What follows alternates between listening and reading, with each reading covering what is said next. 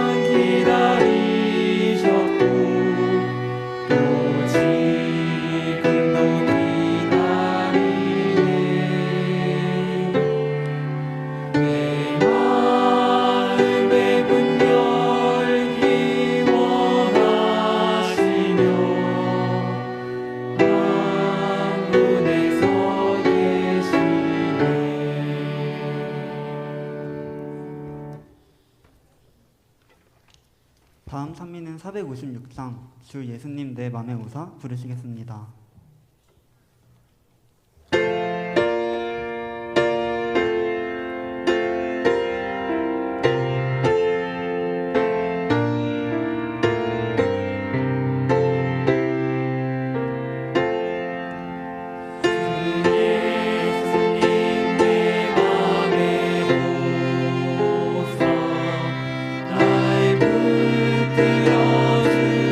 들어주시고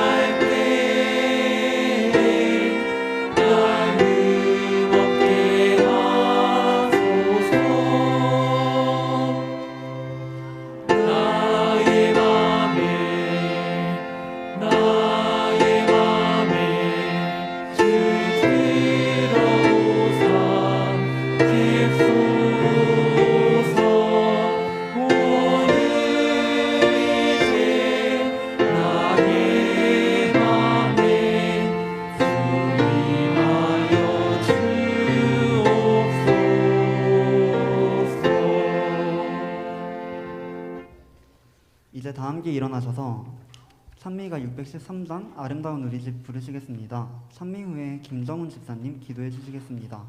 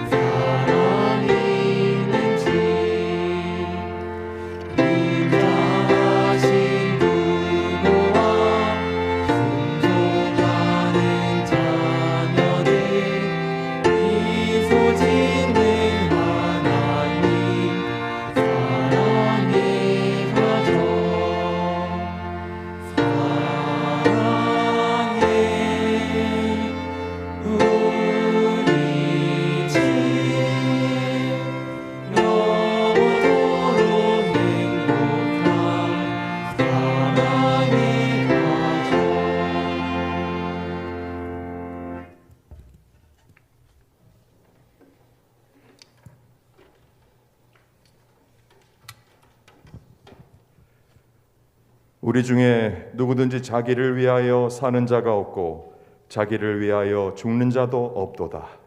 우리가 살아도 주를 위하여 살고 죽어도 주를 위하여 죽나니 그러므로 사나 죽으나 우리가 주의 것이로다. 이를 위하여 그리스도께서 죽었다가 다시 살아나셨으니 곧 죽은 자와 산 자의 주가 되려 하심이라. 하늘에 계신 거룩하신 하나님 아버지, 저희에게 생명과 호흡을 주시며 만물을 허락해 주셔서 감사드립니다. 호흡이 있는 날 동안 여호와를 찬양하고 감사와 영광을 돌리게 하여 주시옵소서. 지금까지 자기를 위해 살았다면 우리를 위해 죽으셨다가 다시 살아나신 그리스도를 위해 살고 그리스도를 위해 죽는 영광을 허락해 주시옵소서. 지금은 예수님께서 재림의 징조로 언급하신 사람의 미혹, 전쟁, 기근, 전염병이 우리 눈앞에 성취되는 마지막 때입니다. 만물의 마지막이 가까이 왔으니 그러므로 너희는 정신을 차리고 근신하여 기도하라는 말씀을 명심하게 도와주시옵소서.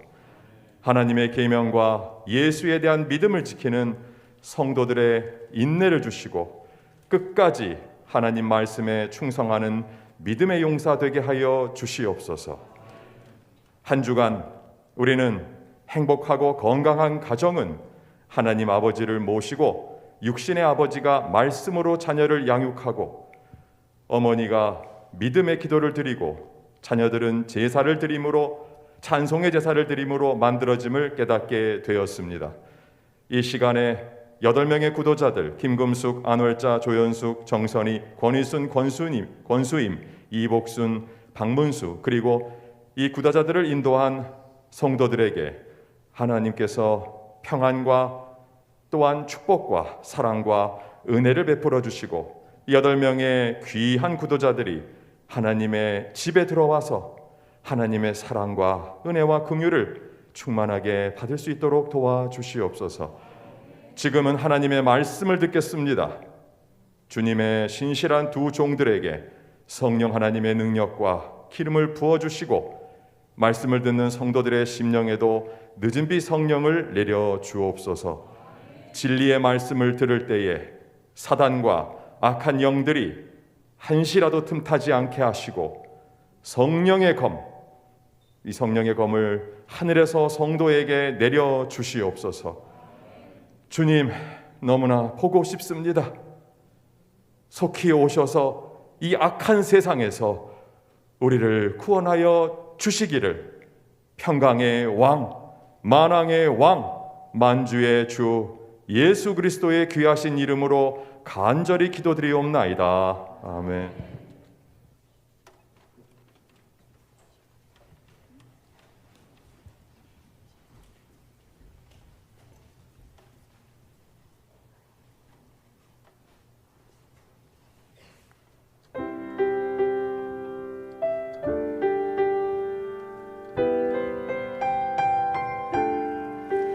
나 같은 죄인 살리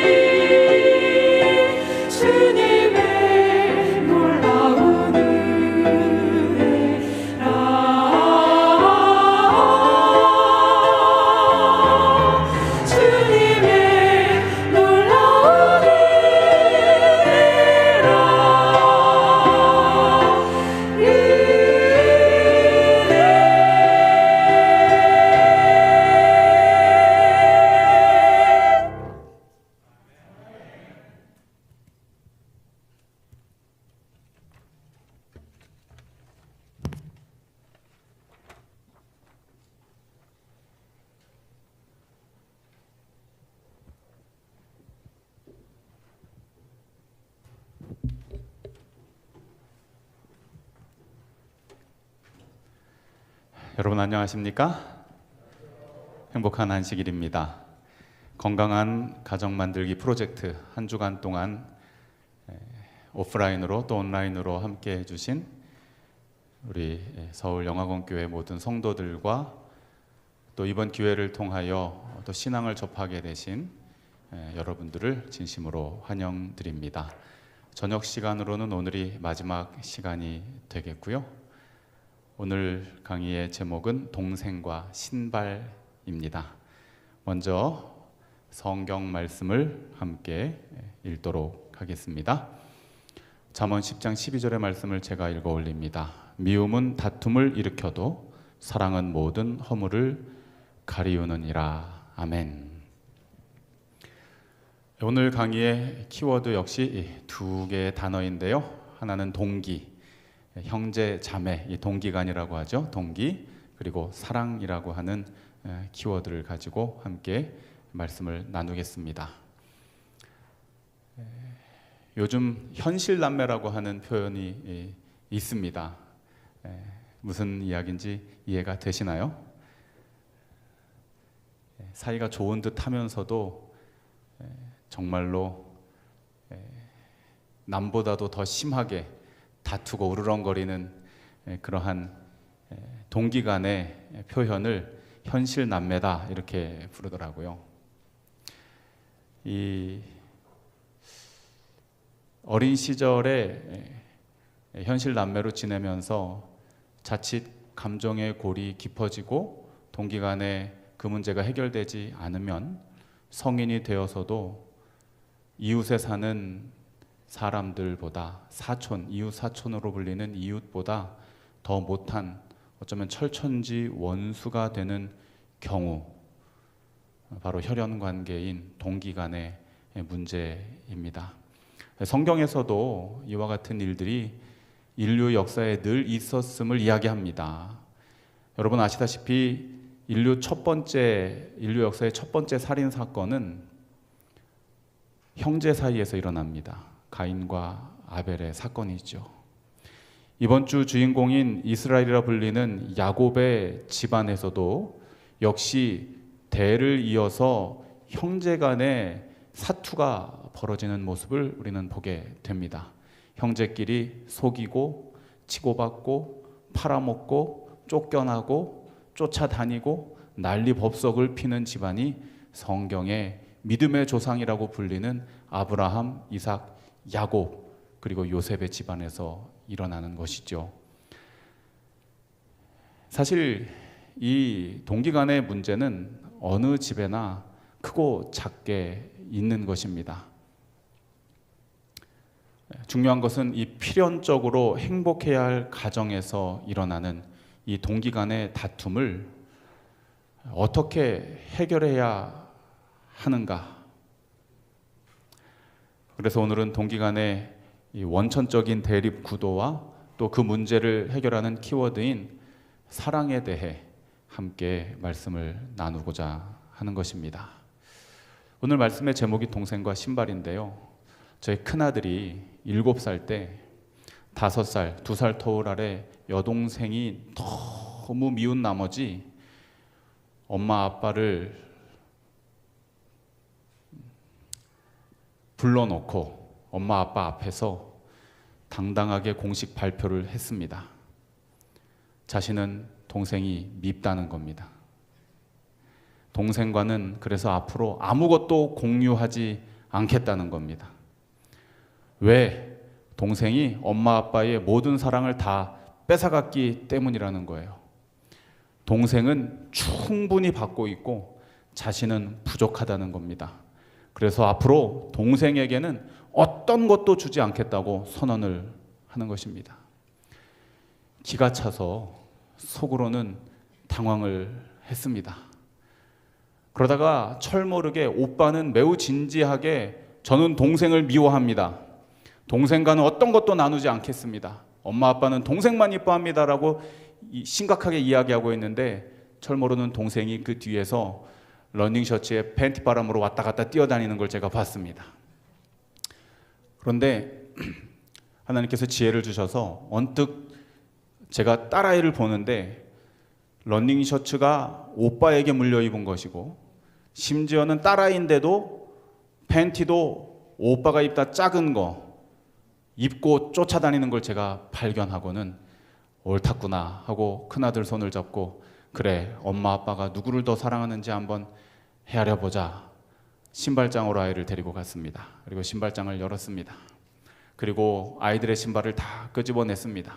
그리고 제 아이에게 시켰습니다. 어느 것이 네 신발인지 골라라.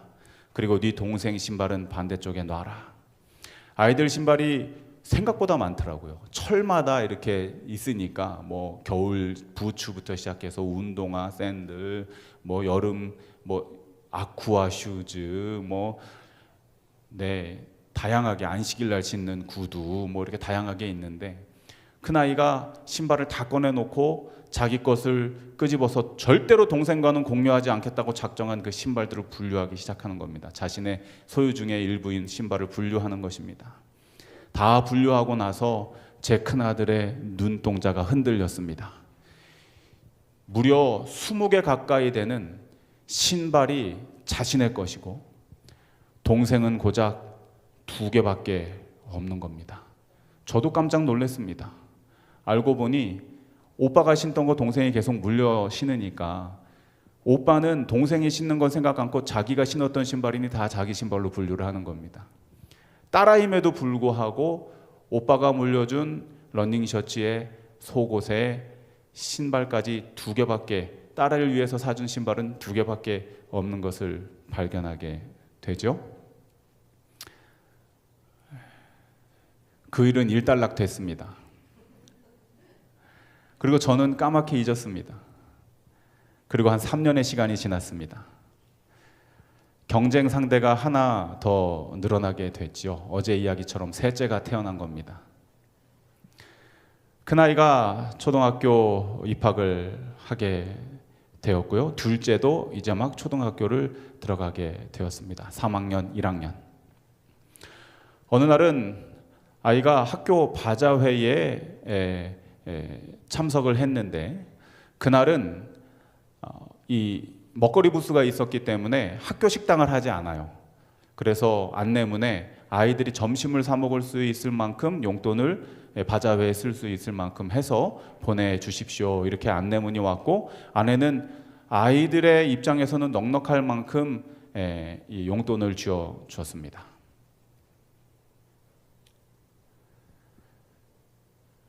저는 이제 하루 종일 이 학교와 교회 업무를 보고 저녁에 퇴근을 했는데 제 아내가 묘한 표정으로 저를 맞이하는 겁니다. 그리고 저에게 내놓은 것이 지금 여러분들이 사진으로 보고 계시는 저 티셔츠와 구두입니다. 이게 뭐냐 그랬더니 큰아이 이야기를 하는 겁니다. 그날 큰아이는 점심을 굶었답니다. 왜 굶었냐 그랬더니 저는 까맣게 잊었는데 이전에 아빠가 나에게는 많이 사주셨는데 동생에게는 많이 안 사줬기 때문에 동생에게 맞는 티셔츠와 구두를 자기 점심값 대신 사가지고 왔다는 겁니다. 저걸 동생이 입으라고 사온 건데 여동생이 입거나 신을 수는 없습니다. 자기 입장에서 동생에게 배려한다고 준비해 온 것입니다. 딸아이도 마찬가지입니다. 아직 엉금엉금 기어다니는 남동생에게 머리띠와 핀을 사가지고 온 것입니다.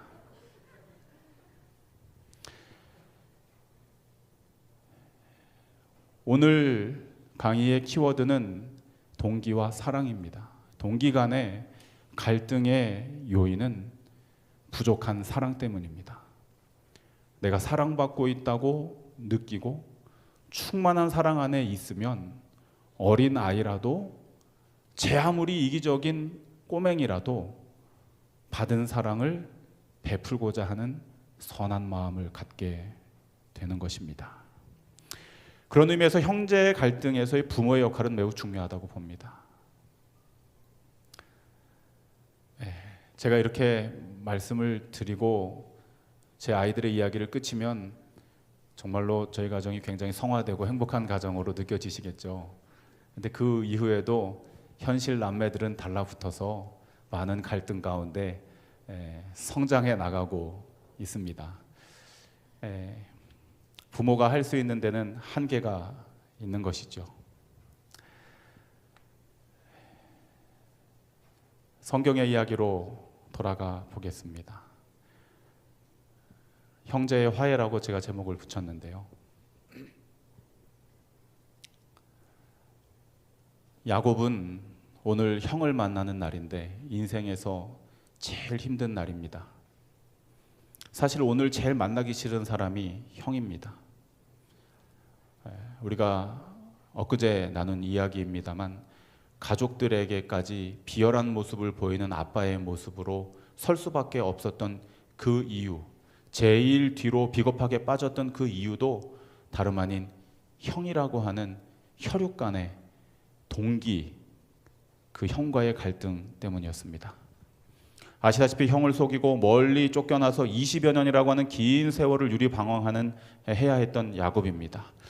그리고 그나마도 잘 살면 좋겠는데 외삼촌의 미움을 받아서 결국은 쫓겨나듯이 다시 고향으로 돌아올 수밖에 없는 오도 가도 할 수 없는 정말로 사면 초가의 입장에 있는 불쌍한 야곱인 것이죠. 그리고 결국 오늘은 외나무 다리에서 만날 원수 형님을 맞아야 되는 날이 된 것입니다. 살기 위해서 도망쳤던 형을 만나야 한다는 것, 얼마나 힘든 일일까요? 그런데 아이러니하게도 성경은 이 두 형제가 서로 죽일 듯이 그렇게 미워하면서 오랜 시간, 20년이 넘는 기간 동안의 갈등을 해소하지 못했는데 성경의 결말은 이 두 형제가 이 그림처럼 서로 목을 끌어안고 울면서 극적으로 화해하는 이야기로 결론을 내려주고 있습니다. 어떻게 이렇게 죽일 듯 미워했던 형제가 한순간에 화해하게 되었을까요? 이 문제, 이 이야기의 문제들을 풀어나가려면 먼저 왜 미워하게 되었는지 그 갈등의 요인을 우리가 찾을 필요가 있습니다. 성경은 이 갈등의 요인이 두 가지였다라고 우리에게 이야기하는데 하나씩 좀 살펴보겠습니다. 첫 번째는 우리가 너무나 잘 알다시피 또 제가 이번 한 주 동안 이 강의를 통해서 여러 차례 말씀드렸듯이 부모의 편애 때문에 형제 간의 갈등이 벌어지게 됩니다. 편애가 무엇입니까? 사랑은 사랑인데 기울어진 사랑이에요. 그래서 한쪽은 이 결핍을 느끼게 되는 것이 편애인 것입니다. 성경은 이렇게 기록합니다. 창세기 25장 21절 이삭은 에서의 사냥한 고기를 좋아하므로 그 에서를 사랑하고 리브가는 야곱을 사랑하였더라. 이 성경절에 사랑이라는 단어가 몇 번 나옵니까? 2번이나 나옵니다. 성경의 사랑에 대해서 쓴다면 그것은 얼마나 아름다운 이야기입니까? 그런데 그 사랑이 어떤 사랑이라고요? 기울어진 사랑, 편애라고 하는 것입니다. 이 문제 때문에 결국 이 가정은 오랫동안 흩어질 수밖에 없는, 하나 될 수 없는 분열을 경험하게 되는, 형제 간의 오랜 싸움이 벌어지는 그 요인이 되었다는 것이죠. 여러분들 에서랑 야곱이 좀 사이좋게 지냈으면 어땠을까? 남 얘기니까 그렇게 쉽게 생각할 수 있습니다. 사실 저도 그렇게 생각해 왔어요. 이번에 제가 이 말씀을 준비하고 이들의 입장에서 그들의 심정이 어땠을까를 조금 헤아려 보니까 그럴만해요. 그리고 정말 힘들었겠다라는 공감을 갖게 됩니다. 이 두 형제의 입장을 생각해 보십시오. 얼마나 외롭고 힘들었을까요? 태어났습니다. 쌍둥이로 태어났어요. 그런데 큰아들은 아빠가 그렇게 좋아하는 겁니다. 그 반면에 엄마가 자신을 별로 안 좋아하는 것 같아요. 성경에 리브가가 큰아들을 미워했다고 하는 내용이 기록되어져 있지 않습니다. 어느 엄마가 자식을 미워하겠습니까? 그런데 자식 입장에서는 동생보다 사랑을 덜 받으니까 엄마가 나를 싫어하나 보다 미워하나 보다 이런 감정을 느낄 수밖에 없는 거죠. 그 결과가 에서가 성장해서 곧바로 튀어나오게 되는데 뭐냐 하면은 장가를 여러 번 가는 거예요. 엄마한테 충족받지 못한 사랑을 아내들에게 얻으려고 첫째 아내, 둘째 아내, 셋째 아내 막 이렇게 결혼합니다. 나중에는 이 야곱이 쫓겨난 다음에도 에서가 또 장가를 들거든요. 그 이유가 무엇이냐면은 엄마 아빠가 자기의 부인들 때문에 속상해하고 근심하고 심지어는 쫓겨나는 아들에게 성경을 읽어보시면 아시겠지만 이삭이 아들 야곱을 쫓아내면서도 그 뒤에다 대고 뭐라 그러냐면 너는 어떤 아내를 얻어야 된다 하고 며느리 참견을 합니다. 그걸 에서가 듣고 아빠가 지금 내 부인들에게 별로 마음에 안 드시는구나 하고 엄마 아빠가 좋아할 만한 부인을 찾아서 또 장가를 들어요. 제 큰아들이 이제 신학과 대학교 1학년을 입학을 해서 기숙사 생활을 합니다. 처음 이제 엄마 아빠를 아주 어릴 적에 어학원에서 잠깐 떨어져 있고 이제 떠나게 됐는데요. 신기합니다. 저희 아이들은 이렇게 자라면서 엄마 아빠랑 같이 잘 수 있는 날이 있습니다. 생일날은 거실에 다 이렇게 깔고 엄마 아빠 온 가족들이 다 모여서 함께 이게 보드 게임도 하고 뭐 맛있는 거 먹고 이렇게 잠을 자는데요. 아빠로서 외로움을 느낍니다. 그날이 그래요. 왜냐하면 엄마 아빠랑 잘 수 있는 몇 안 되는 기회잖아요. 지금 웃는 친구들이 있는데 이날 애들이 싸워요. 왜 싸울까요? 누구 옆에 자려고요? 왜 그런지 모르겠어요. 이상하게 아빠 자리는 굉장히 넓고요. 엄마 주변은 굉장히 좁게 이렇게 달라붙어서 잡니다.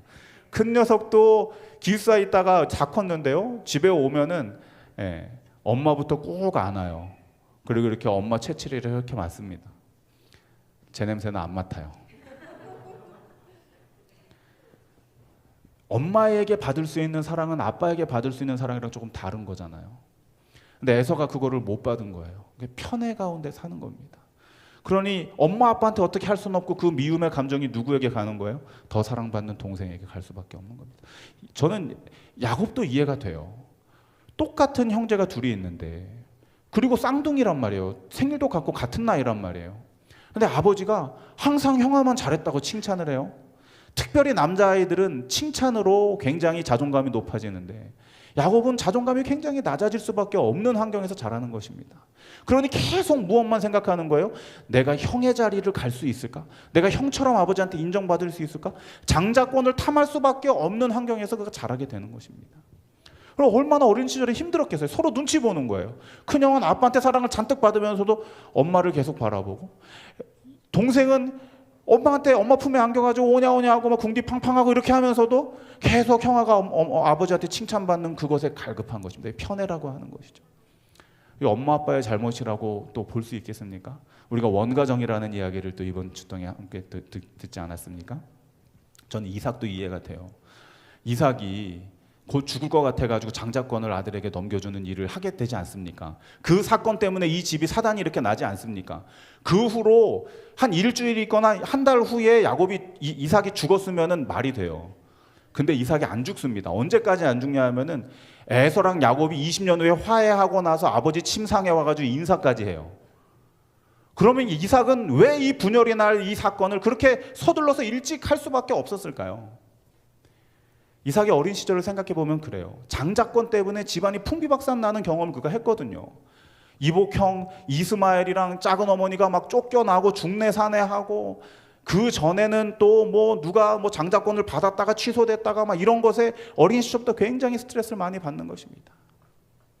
그러니 자신의 자식들은 뭐 하기를 원치 않는 거예요? 장자권 때문에 싸우지 않았으면 좋겠는 거예요. 그래서 애초부터 빨리 결정 내려줘야 되겠다. 그 일을 시행하려고 시도하는 것입니다. 아버지 입장에서 저는 이삭이 충분히 이해가 돼요. 엄마도 마찬가지입니다. 리브가가 왜 그렇게 야곱에게 집착할 수밖에 없었는가? 여기 이제 시집 오셔서 친정과 멀리 지내보신 우리 여성분들은 그 마음 다 이해하실 거예요. 친정을 갈 수가 없는 거리예요. 시집 온다면 끝이에요.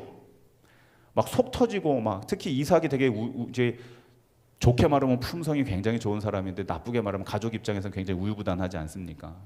뭐 결정도 잘 안 내려주고요. 좋은 게 좋은 거고요.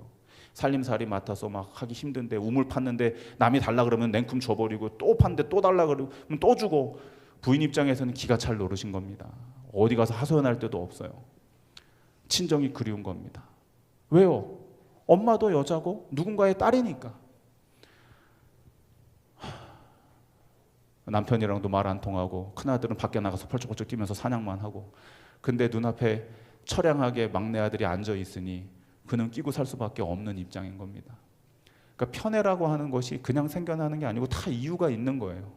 아마 여러분들도 편애 은혜를 경험하면서 자라오셨을 것이고, 또 자녀들을 둔 분들은 어쩔 수 없는 편애의 과정들 가운데 자녀들을 기르고 계시리라 생각합니다. 다 이유가 있는 거예요. 사실은 사람의 어떤 방법으로는 해결할 수 없는 것이죠. 그런데 그것이 결국은 가족 간의 문제를 일으킨다는 거예요. 이 성공하는 사람들의 7가지 습관을 기록한 이 스티븐 코브라고 하는 사람이 이런 얘기를 했습니다. 감정은행 계좌라는 얘기를 했는데요. 사람의 마음이 은행과 같아서 좋은 감정들이 자꾸 쌓여야 좋은 감정을 내놓을 수 있다는 거예요.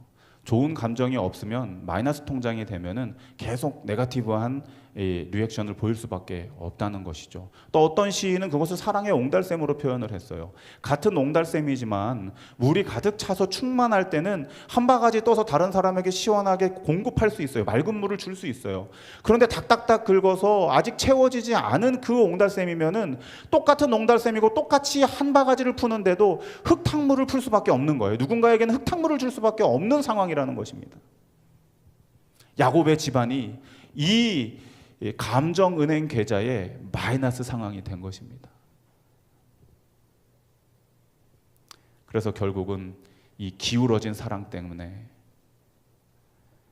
다 채워지지 못한 사랑 때문에 형제의 관계는 적대적이고 경쟁적인 관계로 바뀔 수밖에 없는 형편이 된 것입니다. 그래서 드디어 일이 벌어지게 되죠. 창세기 25장 31절에 경쟁 구도 속에서 부당거래가 이루어집니다. 형이 가진 것을 빼앗고 싶은 동생이 도발을 먼저 하죠. 그래가지고 팥죽을 싹 쑤었어요. 그날따라 팥죽을 굉장히 잘 쑤고 냄새가 형 쪽으로 가도록 의도적으로 그렇게 했습니다. 왜요? 야곱은 형의 것을 뺏고 싶었습니다. 형의 약점을 알았고 형의 관심사도 알았어요. 형의 약점은 먹는 것에 약하다는 거예요. 부전자전이라고. 이삭이 고기 좋아한 것처럼 이 에서도 먹는 걸 좋아했단 말이죠. 형에게 먹는 걸로 꼬셔야 되겠다. 그 다음에 형의 관심사를 잘 알았어요. 아버지에게 칭찬받는 것이 중요하지 자기가 관심을 가지고 있는 영적 장자권을 승계하는 데는 형이 무심하다는 걸 잘 알았어요. 그래서 한 방에 해결합니다. 적절한 타이밍에 형에게 팥죽을 건네주면서, 자기가 준다고 한 것도 아니에요. 형이 와서 팥죽 달라 그랬어요. 굉장히 공정한 거래 같지만 사실은 음모가 도사리고 있는 부당거래가 형제간에 이루어지게 됩니다.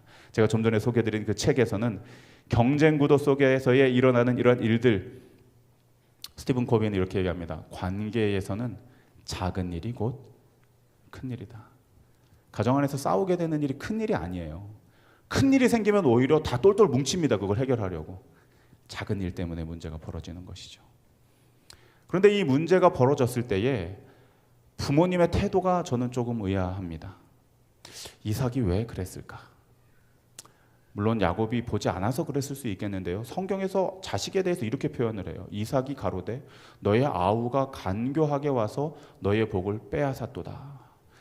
이 장자권 팔아먹은 다음에 얼마간의 시간이 지난 다음에 아버지가 장자권 넘겨준다고 하는 날 드디어 엄마와 함께 작당을 하고 털 뒤집어 쓰고 형의 것 다 가로채는 일이 벌어지지 않습니까? 그 일 이후에 일어나는 일인데, 에서가 와서 아버지한테 분노하면서 따지니까 저는 아버지밖에 없는데 아버지마저도 동생에게 그 사랑 주십니까? 라고 따지니까 아버지가 그 아들을 붙들고 하는 얘기가 네 동생 놈이 말이다 아주 간교하다. 글쎄요, 아빠가 자식에게 이렇게 말해도 될지 모르겠습니다. 저는 제 자녀들이 아무리 싸운다 할지라도 자녀 중에 한 명에게 너는 어떻게 애가 그렇게 간교한 놈이냐 이렇게 말하기 쉽지 않아요. 아버지가 굉장히 아들에게 기울어져 있는 것이죠. 중심을 잡지 못하는 것입니다. 균형을 잃은 부모 때문에 균열에 빠지는 형제의 모습을 보게 되는 것이죠. 그런데 제 이야기의 지속적인 이 맥락은 그렇습니다. 사람의 문제는 사람이 해결할 수 없어요. 그리고 사람의 전적인 그 책임이 사람에게 있는 것만도 아닙니다. 제가 성경을 자세히 읽어보니까 이런 내용이 나와요. 애초부터 엄마 아빠와 상관없이 에서와 야곱은 갈등 구조의 존재들이었어요. 창세기 25장 21절입니다. 이삭이 여호와께 간구하매 그 아내 리브가가 잉태하였더니, 기도로 잉태된 자녀들이에요. 그런데 그 자녀들이 태어나기도 전부터 뭐 했다 그래요? 아이들이 그의 태 속에서 서로 싸우는지라. 여러분 이거면 뭐라 그럽니까? 태동이라 그럽니까? 아들 두 놈이 뱃속에서 이 축구를 차는 것이죠. 그때 뭐 축구가 있었는지 모르겠습니다만 축구를 차는데 우리 생각에는 태동이었겠지라고 생각을 하는데 아니었던 것 같아요. 굉장히 심각한 쟁투가 뱃속에서 일어났던 것 같아요. 그 근거가 무엇이냐면 그 다음 내용이거든요. 그가 가로되 이같이 내가 어찌할꼬 하고 가서 여호와께 묻자온대. 뱃속에서 애들이 얼마나 싸웠는지 이것은 분명히 싸우는 거야. 태동이 아니고 싸우는 거야 라는 확신이 들으니까 아빠가 어떻게 한 거예요? 그 문제를 가지고 하나님 앞에 기도할 만큼 뱃속에서 두 형제는 싸웠다는 거예요.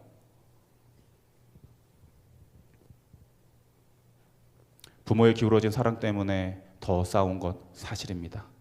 그러나 전적으로 부모 책임만이라고 말할 수 없는 거예요.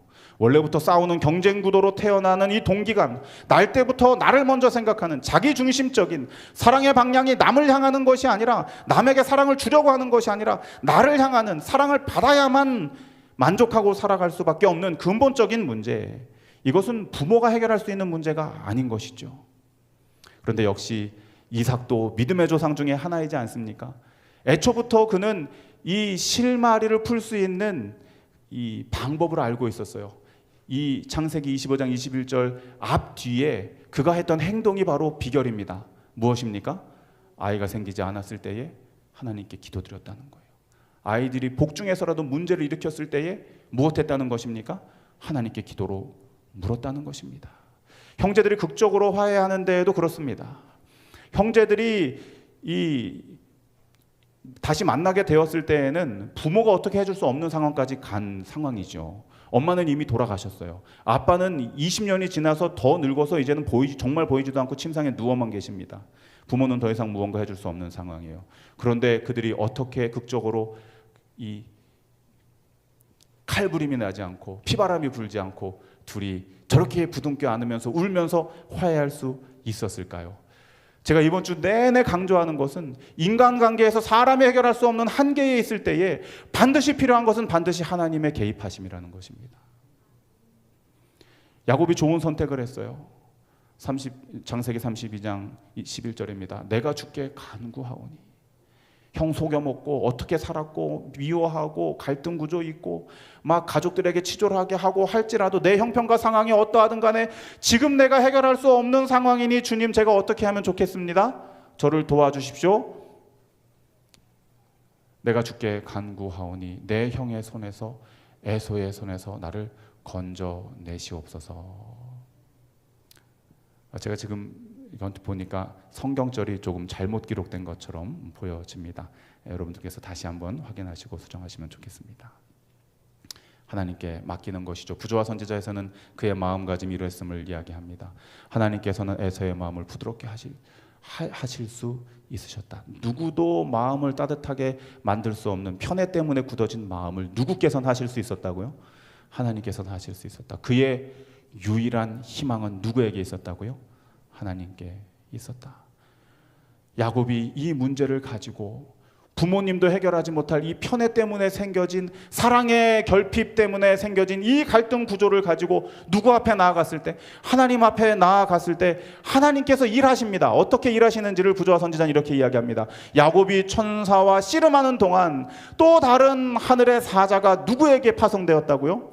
하나님께서 천사를 에서에게 보냅니다. 그리고 에서는 꿈속에서 아버지의 집을 떠나 20년 동안 방랑하는 그의 아우를 봅니다. 그리고 공감하게 되고 동정하게 돼요.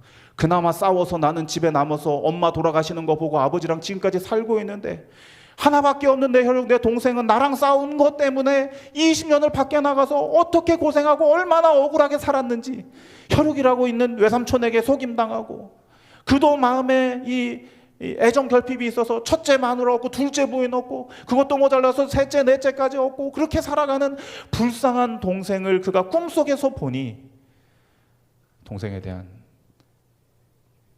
공감이 되고 이해가 되고, 더 나아가서는 그가 꿈에서 본 내용이 이것입니다. 그는 또 야곱이 어머니의 죽음을 알고 몹시 슬퍼하는 것과 그의 하나님의 군대가 호위하여 있는 것을 보았다. 나는 아버지가 있어요.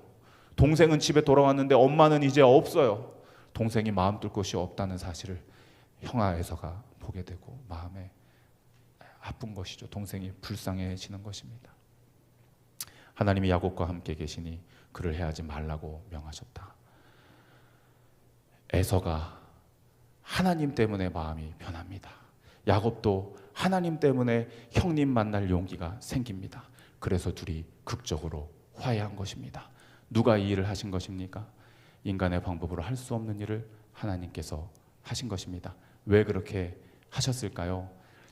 제가 첫날 소개해드린 야곱의 족보를 제가 얼른 말씀드리고 제 강의를 줄이겠습니다. 야곱은 아버지가 이삭이에요. 그런데 충분히 사랑받지 못했습니다.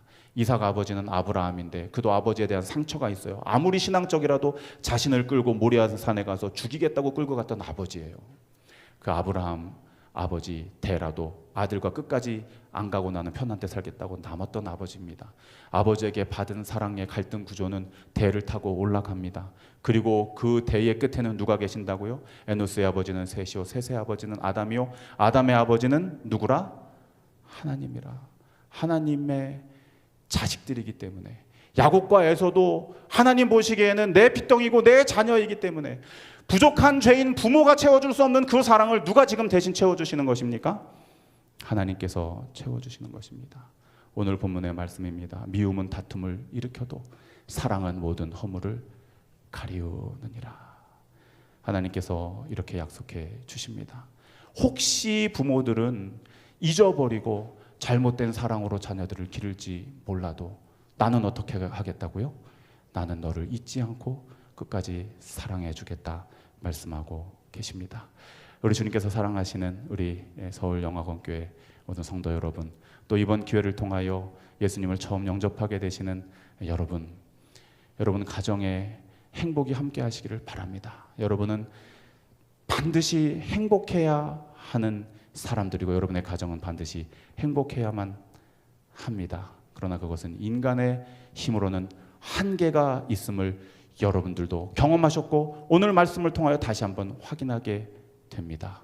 여러분 가정의 모든 문제들을 하나님 앞으로 가지고 나와 해결함을 받고 하나님의 사랑으로 충만하여 누구보다도 행복한 가정을 이루어 나가시는 여러분 되시기를 진심으로 바라면서 제 강의를 줄이도록 하겠습니다.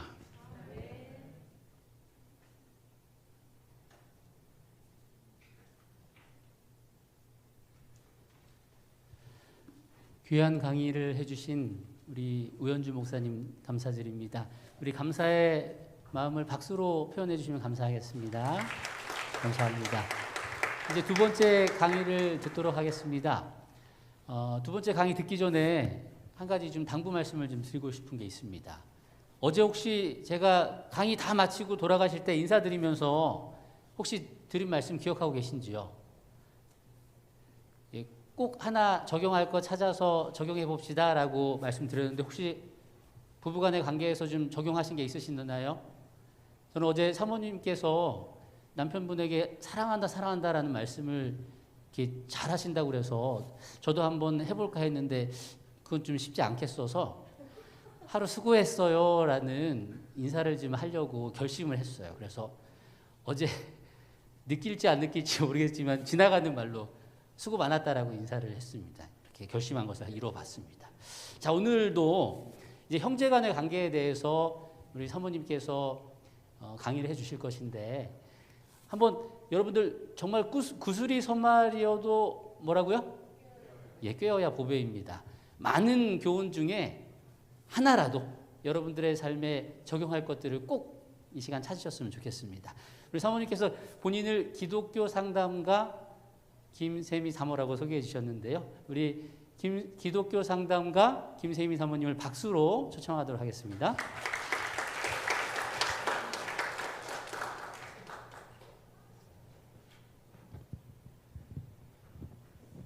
안녕하십니까? 네, 만나서 반갑습니다. 기독교 상담가 김세미입니다.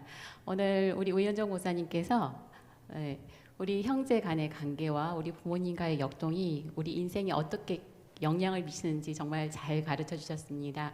우현정 목사님의 말씀을 따라서 우리가 어떻게 예수님의 마음으로 자녀를 사랑할 수 있는지 성령 하나님의 도움을 구하면서 말씀을 시작하도록 하겠습니다. 오늘 제가 여러분과 나누게 될 주제는 내 눈의 가시 대 내 마음의 감사입니다. 여러분에게 하나 질문을 드리고자 합니다. 이 속담을 잘 아시죠? 열 손가락 깨물어 안 아픈 손가락이 없다. 이 말을 언제 많이 할까요? 바로 자녀들이 엄마, 형과 나중에 누가 더 사랑해? 누가 더 좋아? 이런 질문을 하면 대부분의 부모님들이 이렇게 대답합니다. 열 손가락 중에 깨물어서 안 아픈 손가락이 없다.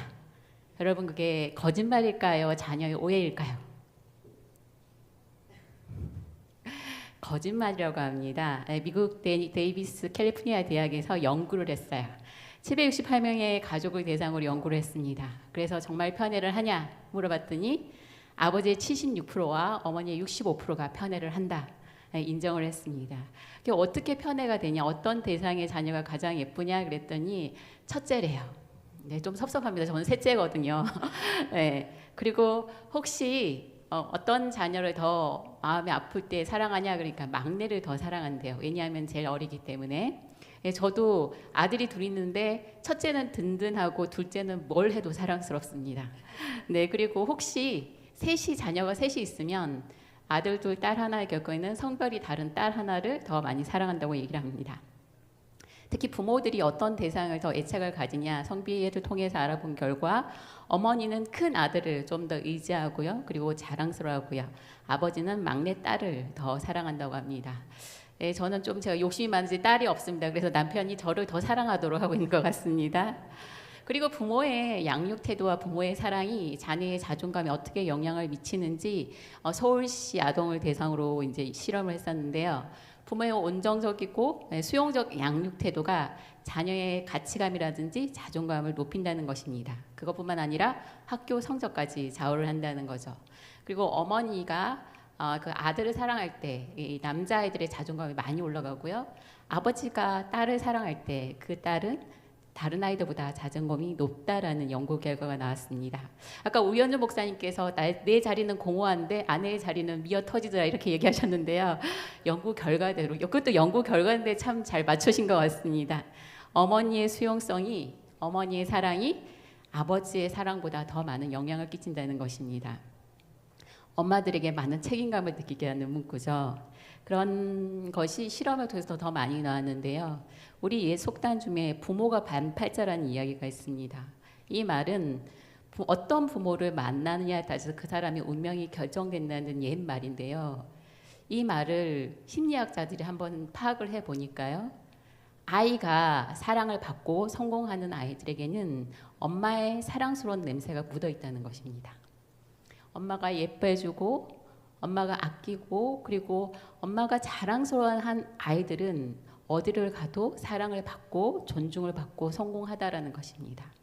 하지만 엄마가 약간은 못마땅해하고 약간은 불편해하고 약간은 귀찮아하면 그 아이는 어디 가서든지 자신감이 없고 눈치를 보더라는 것입니다. 바로 엄마의 마음의 반영이 아이의 인생을 좌우한다는 것입니다. 두 번째는 색안경인데요.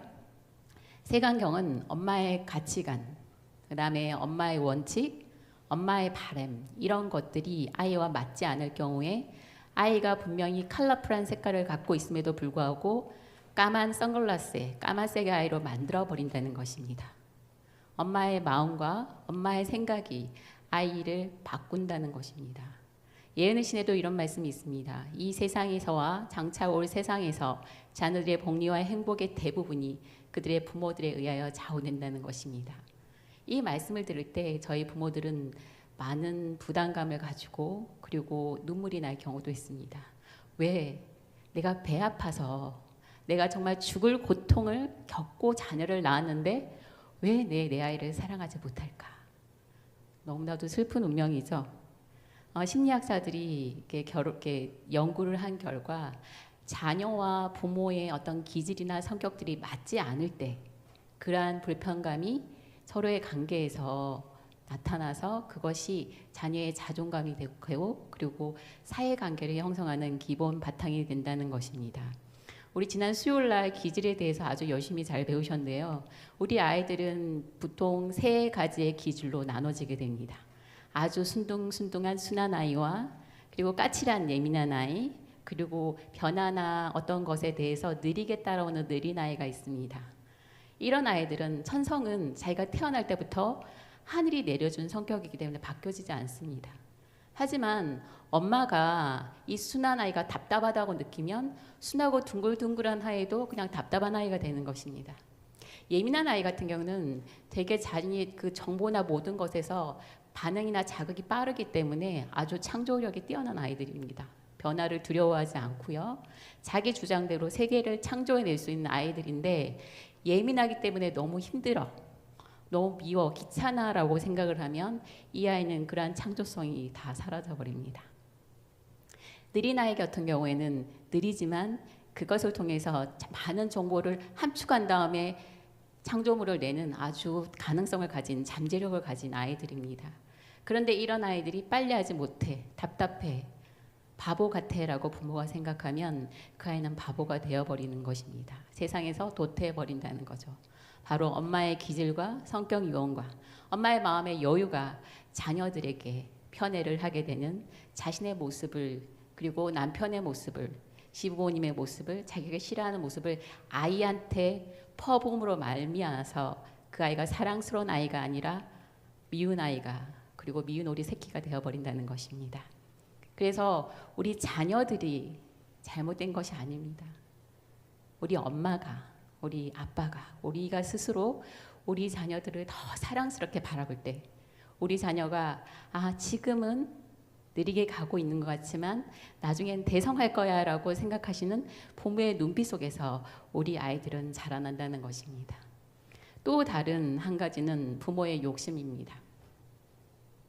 여기서 정말 많은 좌절감을 많이 경험하게 되는데요. 부모의 컴플렉스입니다. 엄마가, 아빠가 열등감을 가지고 있으면 그 열등감을 자기가 못하는 것을 자녀에게 강요한다는 거죠. 부모의 못다 이룬 꿈도 그렇고요. 부모의 경쟁심과 그리고 자녀의 성공을 통해서 자신의 존재를 증명하려고 하는 그런 부모의 욕심이 자녀를 불행하게 만들고 그것을 이루지 못했을 때 자녀 너는 잘못됐다고 얘기를 한다는 것입니다. 그럼 자녀는 어떨까요? 그걸 그대로 받아들인다는 것입니다. 내가 못나서, 내가 부족해서, 내가 실패해서 엄마가 저렇게 슬퍼하는구나. 나는 쓸모없어. 이렇게 간다는 것입니다. 어느 날 전화가 왔습니다. 한 남자아이를 상담해 달라고 전화가 왔는데요. 내용상은 그거였습니다. 아이가 칼을 들고 학교에 왔다는 것입니다. 그런데 아이가 사물함에 숨었다는 거죠. 그 얘기를 들으면서 저희끼리 이제 상담을 받기 전에 회의를 하는데요. 이상하다는 것입니다. 칼을 들고 왔는데 왜 공격하지 않고 숨는 것일까? 이제 그래서 이제 그 아이를 만나게 저에게 담당이 돼서 만나게 됐는데요. 이제 그 아이는 이제 정신 지체, 그러니까 지능이 높지 않은 아이였어요. 경계선에 있는 아이여서 아이가 지능이 낮은데 아버님이 좀 높으신 분이다 보니까 사회적으로 성공하신 분이다 보니까 자신의 그 만족도까지 높이기 위해서 아이를 되게 공부를 많이 시키시고 못하면 때리시고 이렇게 하셨던 거죠. 그러니까 이 아이는 언제나 자신이 못하면 매를 맞았기 때문에 누군가 자기에게 위협적으로 오면은 자신을 보호하기 위해서 칼을 들고 왔는데 또 무서우니까 사물함에 숨었던 거예요. 이제 그것을 이제 상담하면서 밝혀지게 되었던 것입니다. 제가 상담하면서 많이 느끼는 것은 부모의 어떤 강압적인 바램과 욕망 이런 모든 것들이 자녀를 더 힘들게 하고 자녀를 더 슬프게 하고 삶에서 낙이 없어지게 만든다는 것입니다. 요즘 감형성 우울증에 대해서 많이 얘기하는데요. 자녀들이 많은 압박과 스트레스를 받을 때 내가 힘들다고 얘기하지 않고 머리가 아프다 그러고 배가 아프다 그러고 너무 피곤하다 그러고 이렇게 얘기를 한다는 것입니다. 그것이 좀 더 심해지면 중독이라든지 그다음에 지각하고 가출하는 그러한 문제들이 발생하게 되는데요. 이 가정이 편안해야 되는데 가정이 편안하지 않으니까 자신의 안식처를 다른 곳에서 찾으면서 이러한 문제들이 발생해야 된다는 것입니다. 그래서 칼 융이라는 심리학자는 부모들이 괴물이라고 얘기를 했습니다. 자녀를 위해서 최선을 다했다고 하지만 오직 아이들을 위해서 살려고 하지만 사실은 자기가 발달되지 않는 자기의 인격을 최선을 자녀에게 강요한다는 것입니다. 그것은 결코 자기가 원하는 만큼 자기가 성취해야 되는데 그걸 자녀에게 요구하지 성취할 수가 없다는 것입니다. 어느 날 또 한 아이를 상담하게 되었습니다. 근데 이제 저는 상담할 때 항상 어머니와 아버지를 같이 상담을 했었는데요. 어머니께서 얘기하시기를 이제 그 아이는 왕따 때문에 이제 상담을 하게 됐었는데 이제 이 아이에 대해서 이 어머니는 이제 이 아이가 어릴 때부터 영재라고 판정이 된 아이기 때문에 이 아이를 위해서 모든 걸 다 투자했어요. 학원, 과외, 그리고 자기의 모든 시간들을 다 투자해서 이 아이를 카이스트 대학에 보내기 위해서 노력을 하신 분입니다. 근데 아이가 왕따고 수업 시간에 적응을 못한다는 그 소리를 듣고 엄마가 가로수를 박아버렸대요. 그런데 전혀 아프지 않더라는 것입니다. 그래서 이제 어머니와 왜 그렇게까지 자녀를 몰아붙였는가에 대해서 얘기를 해보니까 자신에겐 언니가 한 명 있는데 어머니가 그 언니를 너무 사랑한다는 거죠. 그리고 자신은 최선을 다해서 성공했지만 엄마가 인정하지 않았다는 것입니다. 그래서 자기 대신 아들이 성공하기를 바라면서 최선을 다했다는 것입니다. 하지만 그 아들도 불행했고 그 어머니도 불행했습니다. 물론 상담을 저는 짧게 상담할 수 있는 어머니를 다른 상담센터로 연계하면서 많이 회복되고 편안해진 어머니의 모습을 볼 수 있었습니다.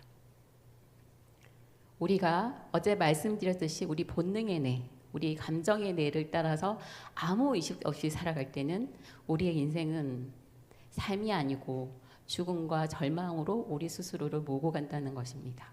그래서 하나님께서는 저희들에게 하나님께 의지를, 하나님께 선택의 기준을 맡길 수 있는 믿음을 우리에게 허락하셨습니다. 이 레밍 효과라는 게 있는데요. 이 왼쪽에 보이는 건 레밍이라는 스칸디나비아 반도의 들쥐입니다. 이 들쥐는 3년에서 4년 그런 간격을 통해서 바다로 절벽 아래로 뛰어드는 집단 자살을 한대요. 그래서 과학자들이 생각하기를 왜 그렇게 3년, 4년마다 집단 자살을 할까 이런 생각을 했대요. 연구를 이렇게 하다 보니까 개체수를 줄이기 위해서 개체수가 늘어나는 것에 그런 증가하는 것을 자연적으로 줄이기 위해서 그런 집단 자살이 일어날 거라는 가설이 있었는데 좀 더 연구를 해보니까 옛날 자신의 저장된 기억에서 조상들로부터 저장된 기억에서 이 길이, 이 절벽의 길이 원래는 자신들의 이동 통로였는데 지각을 통해서 이게 변화되었음에도 불구하고 그걸 모르고 그냥 그 길로 갔기 때문에 죽었다는 것입니다. 아무 생각 없이, 관찰 없이, 그리고 판단 없이 그냥 무작정적으로 고를 했을 때 그게 죽음인지 모르고 살아간다는 것입니다. 그러면서 여기 지가 얘기하잖아요. There is another way to go. 다른 길이 있다고 우리 살아보자고 얘기를 하지만 지들은 아무 생각 없이 절벽을 바다를 향해서 뛰어듭니다. 그래서 우리의 인생이 그럴 때가 참 많습니다. 하나님께서는 성경에 우리가 그렇게 살지 말고 하나님이 말씀하신 대로 살아가라고 성경에 예시를 주셨습니다. 우리 앞에서 우현정 목사님께서 너무 잘 설명을 해주셔서 참 감사한데요. 여기서는 아브라함부터 요셉까지 4대의 가계를 기록한 것입니다. 여기 보시면 아브라함 하갈과 사레라는 두 아내 사이에서 또 이스마엘과 이삭이라는 두 아이들 사이에서의 갈등이 너무 많았습니다. 시기 질투 그리고 살이가 느껴지는 그러한 가족이었죠. 이삭도 리브가와 사랑했지만 그래서 아들을 낳았지만 우리 목사님께서 잘 설명해 주신 대로 야곱과 에서가 서로 장자끈을 통하여서 시기 질투하고 그리고 살인의 감정을 느끼는 그러한 가족사가 반복되고 있습니다. 그리고 야곱은 어때요? 더 심하죠. 아내가 4명입니다. 4명의 아내인데 주인과 하녀가 이게 같이 있어요. 그리고 사랑하는 아내와 사랑받지 못하는 아내들이 셋이 있습니다. 그럼 여러분 어떨까요? 부끄럽지만 저는 저희 남편이 저를 보면서 사랑하는 게 반응하지 않으면 저는 짜증을 엄청 냅니다. 그런데 다른 여자가 한 명 더 있다? 저는 미쳐버릴 것입니다.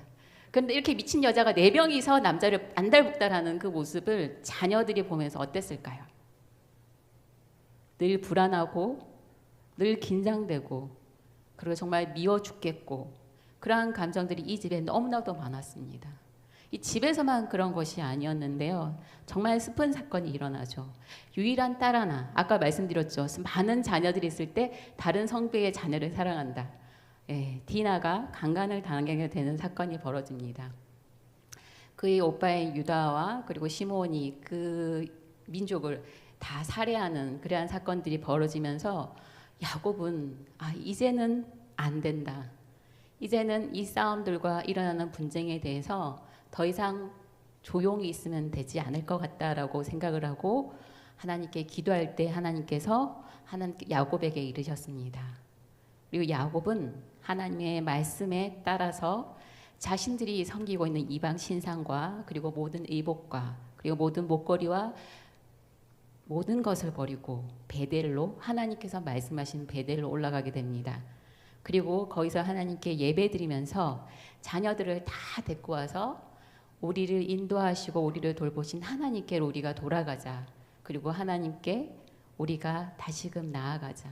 그리고 하나님께서 우리의 가족을 회복하시도록 우리가 함께 예배드리자고 했을 때 하나님께서 그를 사기꾼 야곱이 아니라 이 모든 곳에 열방의 아비로서의 우리 야곱을 축복의 대상으로서 부르셨습니다. 이러한 야곱의 회개, 보조와 선자는 이렇게 설명하고 있는데요. 그가 하나님께 그처럼 큰 죄를 지었으나 그의 유일한 도움 역시 하나님께로부터 와야 한다는 것을 깨달았다. 의지할 것 없고 자신의 무가치함을 느낀 그는 회개하는 죄인에게 베푸시는 하나님의 자비로운 약속을 간청하였다. 그 약속이 바로 하나님께서 자기를 용서하시고 받아주시겠다는 보증임을 확신하였다. 야곱은 회개를 통해서 하나님께 그 약속을 기억해달라고 자신을 받아달라고 요청했습니다. 그리고 그 모습을 보고 자란 야곱의 아들들, 정말 형제를 팔고 그 형제를 죽였다는 것을 숨기기 위해서 거짓말을 하고 다른 민족을 죽이는 것을 전혀 부끄러워하지 않았던 야곱의 형제들도 아버지를 따라 회개를 하였습니다. 그는 아들들에게서 참 회개의 증거를 보았다. 그는 그의 가족이 큰 민족으로 발전하기에 필요한 모든 조건에 둘러싸인 것을 보았다라고 나와 있습니다. 회개는 헬라어로 메타노에오인데요. 메타노에오는 뜻은 지각하다, 인지하다, 생각하다는 근원을 두고 있습니다. 그리고 메타노에오는 그 어리석은 생각에서 마음을 바꾸다, 다른 견해를 선택하다, 그리고 감정을 바꾸다라는 뜻도 포함되어 있습니다. 우리는 이 야곱과 이 야곱의 아들들은 회개를 통해서 자신들의 무의식적인 본능의 삶이 아니라 하나님께서 말씀하시는 그 영적 조상으로서의 삶, 영적 장자권으로서의 맞는 삶을 그들이 살기로 결심하고 그로 인해서 그들의 삶이 변했다는 것입니다. 하나님께서는 우리에게도 이 시대에 부모로서의 회개가 필요하다고 얘기를 하십니다. 어머니의 임무는, 아버지의 임무는 하나님의 도우심을 힘입어 인간의 심령에 하나님의 형상을 개발시키는 것이다. 그대는 그대의 표정, 말 그리고 행동이 귀여운 자녀들의 장래의 행동에 직접적인 관계가 있다는 것을 늘 기억하면서 교훈하고 경고하고 공부하지 않으면 안 된다. 그대의 일은 하판이의 아름다운 형체를 그리거나 대리석에 조각한 일이 아니오. 같이 읽어보실까요? 시작. 인간의 심령에 하나님의 형상을 새겨주는 일이다. 하나님께서 저희 부모들에게 요청하신 것은 단 하나입니다. 우리 자녀들의 마음에 하나님의 형상을 심어라. 왜냐하면 우리 심리학자 하인즈 코웃이 말한 건데요.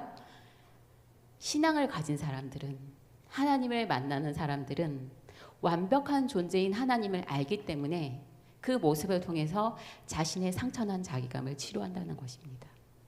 하나님께 나아갈 때, 기도할 때, 예배를 드릴 때, 교회라는 공동체 속에 있을 때 자신은 부족한 사람이 아니고 사랑받고 소중하고 예수님이 십자가에서 죽기까지 살리신 유일하고 소중한 존재라는 것을 자기가 깨달을 때 자신과 자신의 삶을 다르게 다시금 프로그램을 할 수 있다는 것입니다. 저희는 지금 이 시간 하나님이 원하시는 시간과 하나님 원하는 장소와 하나님을 사랑하는 사람들과 함께 있는데요. 이것이 우리 하나님의 최고의 계획이라는 것입니다. 너는 더 이상 부족하고 미움받고 그런 사람이 아니고 이 가운데서 소중하고 존귀하며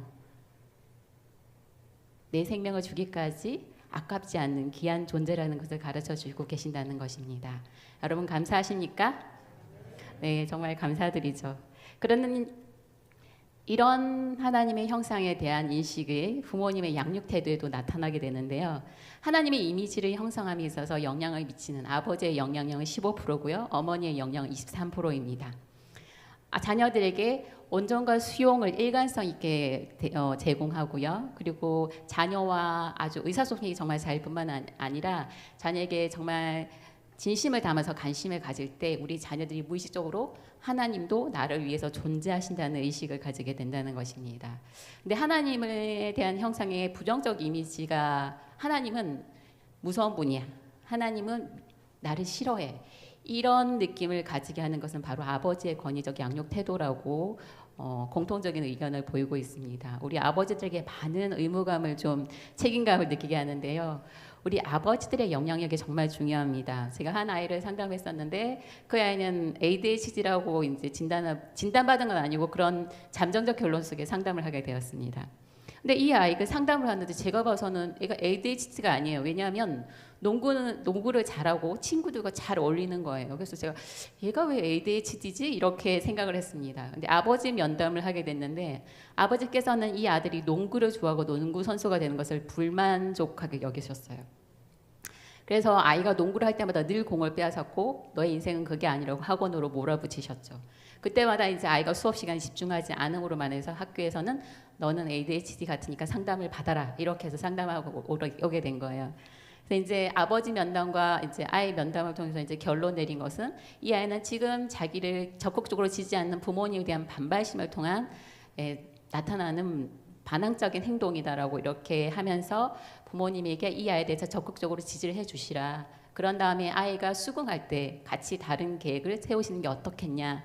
이렇게 한 다음에 한 3달 정도 지났는데 아이에게 전화가 왔어요. 선생님, 전교 90등이 올랐어요. 네. 저는 깜짝 놀랐습니다. 물론 꼴찌에서 90등은 금방 올라갑니다. 0.2점 사이로도 등수가 차이 나니까요. 하지만 아버지의 인정과 아버지의 수용이 아이의 삶을 바꾸고 아이로 하여금 자신의 본연의 모습들을 살게 했다는 것입니다. 아버지 상담을 통해서 은둔형 아이가 학교가 가는 케이스도 있었습니다. 여기 계신 아버님들께 부탁드립니다. 여러분의 눈빛과 여러분의 말과 여러분의 믿어주는 그 믿음이 아이가 이 세상에서 내 세상이라고 자신감 있게 나아가게 하는 가장 중요한 힘이 됩니다. 우리 아버님들 용기 내시고 힘내시기 바랍니다. 비록 가까이 오지 않지만 우리 아이들은 아버지의 눈빛에서 아버지의 음성에서 세상에서 가장 큰 백을 가지게 되는 것을 늘 기억하시고 힘내셨으면 좋겠습니다.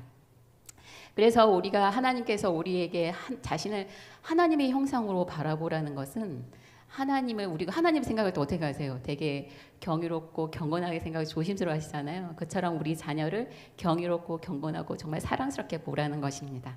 이 인정자극은 타인이 우리에게 얼마나 긍정적인 자극을 많이 주냐에 따라서 우리의 삶의 동기를 부여받는 것인데요. 한번 잠깐 실습을 해보도록 하겠습니다. 우선 자기 인정부터 해보도록 하겠습니다. 여러분 오른손이나 왼손을 여기 여러분 가슴 앞에 대시고 한번 쓰다듬어 주세요. 쓰다듬어 주시면서 제가 경상도니까 경상도를 좀 가르쳐 드리겠습니다. 고생했지. 여러분 고생 많으셨죠? 한 주간 열심히 일하신다고 고생 많으셨고 자녀를 키우신다고 고생 많으셨고 직장과 상사들 사이에서 많은 씨름들 가정에 많은 고생하셨습니다. 고생했지. 네, 한번 해주세요. 그 다음에 여러분 어깨를 두드리면서 지금까지 따라해주세요. 지금까지 잘 살았다 아이가. 지금까지 정말 잘 사셨습니다. 남들은 포기했을 삶을 여러분은 포기하지 않고 잘 살아오신 행복한 사람들입니다. 그 다음에 여러분 자신을 꼭 안아주면서 얘기해 주세요. 행복할 끼다. 여러분 분명히 하나님께서 여러분을 행복하게 하실 것입니다. 그럼 한번 이제 서로에게 한번 해보도록 하겠습니다. 둘씩 한번 마주 보시고요. 둘씩 한번 마주 보시고요. 이제 제가 제 친구니까 제가 우리 은혜에게 하겠습니다. 이제 서로 장점을 해주시는 거예요. 서로 보고 그냥 첫 사람이든 누구든 장점으로 이제 짧게 해주시는 거예요. 그러면 그 장점을 들은 사람은 대답하는 것입니다. 당연하지. 이거 옛날에 X세대에서 많이 했는데요. 어떤 말을 당하든 듣든 그때는 욕을 했는데 우리는 칭찬해 주는 거에서 당연하지를 하는 것입니다. 그럼 제가 샘플로 한번 해보겠습니다. 자, 은혜는 제가 지분하면 어떻게 해야 되는데? 우리 은혜는 같은 나이임에도 불구하고 아직도 우리 대학생의 그 모습처럼 신선함과 아름다움을 그대로 갖고 있는 나이를 먹지 않는 아주 아름다운 친구라고 생각해. 네, 당연하지. 어떻게 그럼 은혜도 저에게 해줘야죠.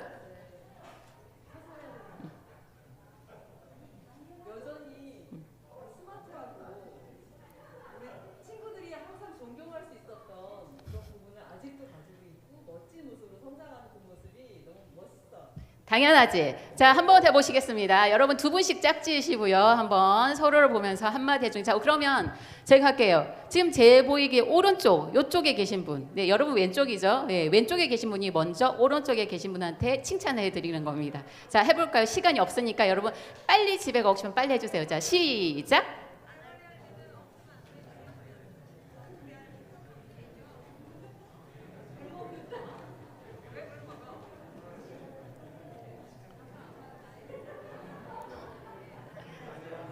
네, 반대도 하시는 겁니다. 이제 다 하신 분들은 반대로 해주세요. 네.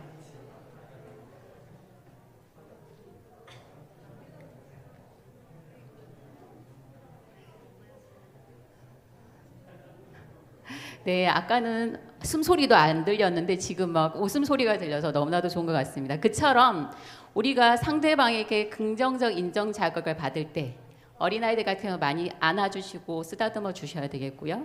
일단 청소년기에는 칭찬과 격려를 통해서 아이들이 인정 자극을 받습니다. 성인이 되어서는 의미 있는 시간을 보낼 때 내가 잘 살고 있다는 인정을 하게 된다는 것입니다. 여러분은 이 시간 TV와 드라마를 보면서 놀고 계신 게 아니라 하나님의 사람으로서 우리의 가정이 더 행복하기를 바라는 우리 이곳에 계신 여러분은 아주 훌륭한 삶을 살고 계신다고 생각이 듭니다. 그런데 우리가 항상 행복하진 않잖아요.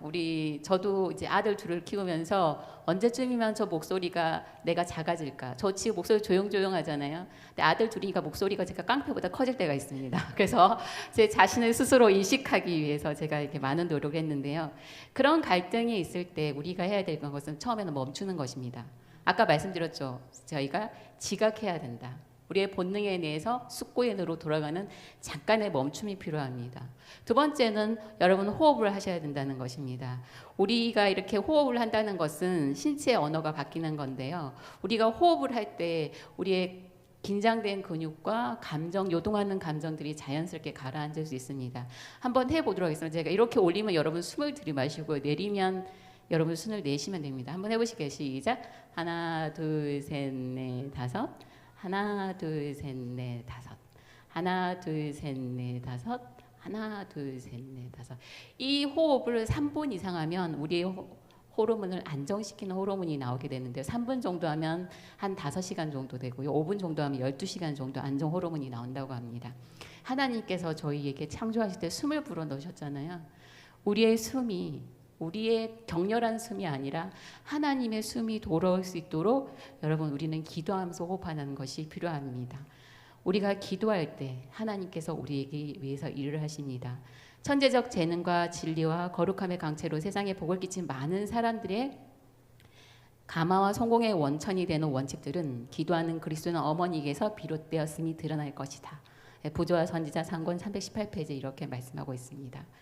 우리가 지각하는 순간 우리의 생각과 우리의 한계적인 마음이 아니라 하나님의 사랑과 하나님의 반응이 우리에게 들어올 수 있도록 여러분 함께 기도하셨으면 좋겠습니다.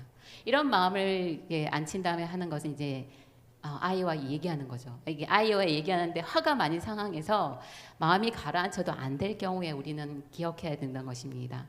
자녀에게 절대로 비난하거나 비교하거나 비판하지 말면서 얘기해야 됩니다. 그리고 자녀가 하고 있는 것에 참견하거나 나의 선입견을 강요해서는 안 됩니다. 그리고 그렇게 한 부족한 자녀에 대해서 무시하거나 멸시해서는 절대로 안 됩니다. 그냥 우리 예수님처럼 정말 모든 것을 비워놓고 비워놓고 여러분 공입니다. 우리의 길을 내어주어서 듣는 것입니다. 그리고 자녀를 잡아먹었듯이 쳐다보지 마시고요. 따뜻한 눈으로 자녀를 바라보면 자녀들이 겁을 덜 먹고 얘기할 수가 있습니다. 그리고 아이가 어떤 마음으로 나에게 그런 얘기를 했을까 마음을 담아서 부드럽게 여러분 얘기하시면 됩니다. 그러면 자녀들이 공손하게 자녀의 얘기를 공손하게 왕처럼 하나님의 형상을 닮은 우리 귀한 자녀잖아요. 여러분 공손하게 그리고 존중하게 해서 들어주신다면 여러분의 자녀들이 말을 할 수 있는 이제 용기를 가지게 된다는 거죠. 그래서 자녀들이 말할 때마다 적극적으로 그래 그럴구나 그럴 수도 있지 그래 정말 대단한데 이렇게 맞장구를 쳐주시면서 얘기하시면 좋겠고 지금 이 상황에서 너에게 불만을 가지게 되는 원인들이 무엇인지 거기서 엄마에게 끼치는 부정적인 감정이 무엇인지 그리고 엄마가 요청하는 행동이 무엇인지 감정 없이 나 전달법으로 말씀해 주시면 되겠습니다. 어제도 성경 이야기 상담을 통해서 회복된 한 가정의 모습을 알려드린데요. 오늘은 한 아이의 얘기를 하면서 마치도록 하겠습니다. 한 아이가 있었습니다. 이제 그 아이를 상담하게 된 것은 이 아이가 자살을 시도를 많이 한다는 것이었습니다. 그래서 이 아이와 이제 얘기를 하게 되었는데 이 아이는 남자예요. 근데 이제 누나는 있는데 누나가 아픈 거예요. 그러니까 부모님들이 누나 중심으로 모든 것이 시스템이 돌아가다 보니까 이 아이는 자기도 여기 있다. 나도 사랑해 달라. 그러면서 끊임없이 자살 시도를 했던 것입니다. 근데 왜 그렇게 나는 사랑받지 못할까? 왜 나만 이렇게 세상에서 기구한 삶을 살까? 이렇게 하다가 이제 성경 이야기 상담에서 요셉의 이 얘기를 야곱의 가정을 보게 되었습니다. 그 아이가 이제 그 형제들 한 명 한 명 다 이 사람의 태도, 생각, 감정들을 탐색하면서 이 아이가 울더라고요. 나만 힘든 게 아니고 모두가 힘드네요. 그 다음에 이 아이가 미워했던 아버지, 어머니를 용서하고 그리고 그 미워서 정말 사라졌으면 좋겠다고 생각한 누나와 화해하는 모습을 보이기 시작했고요. 지금은 자기가 원하는 대학에 들어가서 잘 살고 있습니다. 저희가 한 것은 없고요. 하나님이 성경에 기록하신 그 말씀 속에서 나는 너를 사랑한다 하는 하나님의 음성을 이 아이가 들었던 것입니다.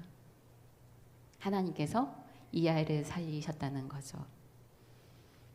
하나님께서는 여러 번 말씀하십니다. 하나님을 사랑하라. 내 여호와를 사랑하라.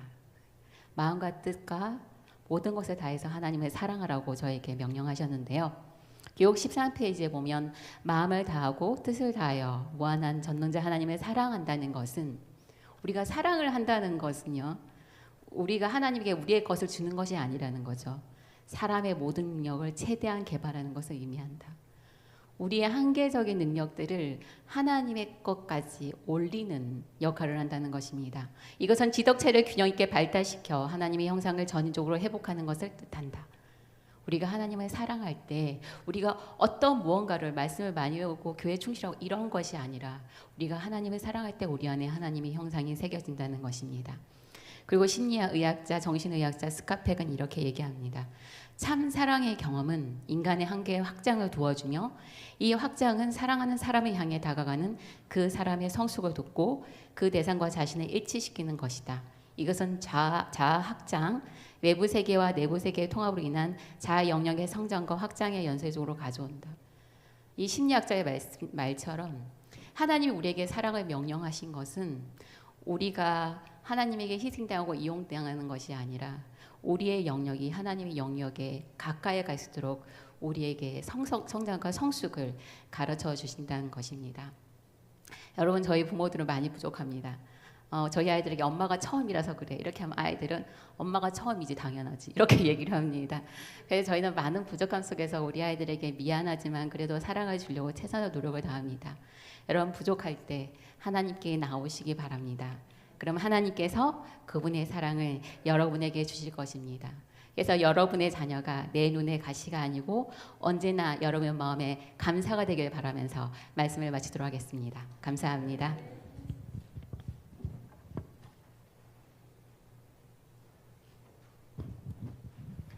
하늘에 계신 아버지, 감사합니다. 우리는 행복한 가정을 꿈꾸고 사랑하는 형제들과 사이좋게 지내기를 원하고 우리의 자녀들이 행복 가운데 서로 사랑하며 잘 성장하기를 원합니다. 그러나 우리는 늘 우리의 한계를 경험하고 뜻하지 않는 방향으로 우리의 삶이 꼴지워지는 경험들을 하게 됩니다. 오늘 성경의 이야기들을 통하여 우리의 상황과 형편이 어떠하든 하나님의 이름을 부르며 의지할 때에 제한이 없으시고 충만하신 사랑으로 우리에게 하늘의 기쁨을 허락해 주시는 하나님이 계심을 가르쳐 주셨으니 감사합니다. 연약하고 부족한 우리들 이 시간 아버지 앞에 엎드리오니 우리와 함께하여 주시옵시고 우리의 상한 마음을 어루만져 주시고 부족하고 연약한 마음에 하늘에 넘치는 사랑으로 채워 주셔서 서로 이해하게 하시고 화해하게 하시고 더 나아가 하나님처럼 우리의 사랑하는 가족과 이웃들을 사랑하는 자들로 살게 하여 주시옵소서. 예수님 이름으로 기도드립니다. 아멘.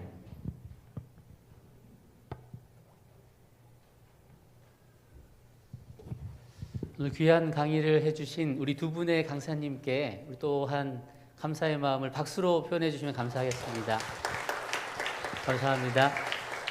이제 오늘로 저녁 강의는 다 마무리가 되었고요. 내일 오전에 9시 반에 이곳에서 아주 좋은 음악 순서가 준비되어 있습니다. 그리고 11시에 우리 우현준 목사님의 마지막 강의가 있겠습니다. 끝까지 함께해 주시면 감사하겠습니다. 그리고 다음 주 6월 25일에 1시 한번 슬라이드 보여주시겠습니까? 예, 1시 30분에 출발하게 되겠는데요.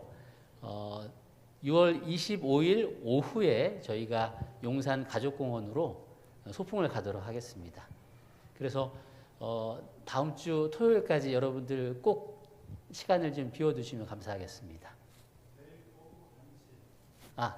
그리고 내일 오후 1시에는 지금까지 강의해 주신 월, 화, 수, 목, 금까지 강의해 주신 강사님들께서 다 오실 거예요. 그래서 자녀 교육이나 여러 가지 부부 관계나 여러 가지 것들에 대해서 그 질의 응답하는 시간을 갖도록 하겠습니다. 오후 1시에 이곳에서 있겠습니다. 그래서 궁금하신 거나 해결해야 할 부분이 있으시다면 함께 하셔서 그 답을 좀 찾으시면 좋을 것 같습니다. 오늘 함께 해주셔서 너무 감사드립니다. 조심히 들어가십시오. 감사합니다.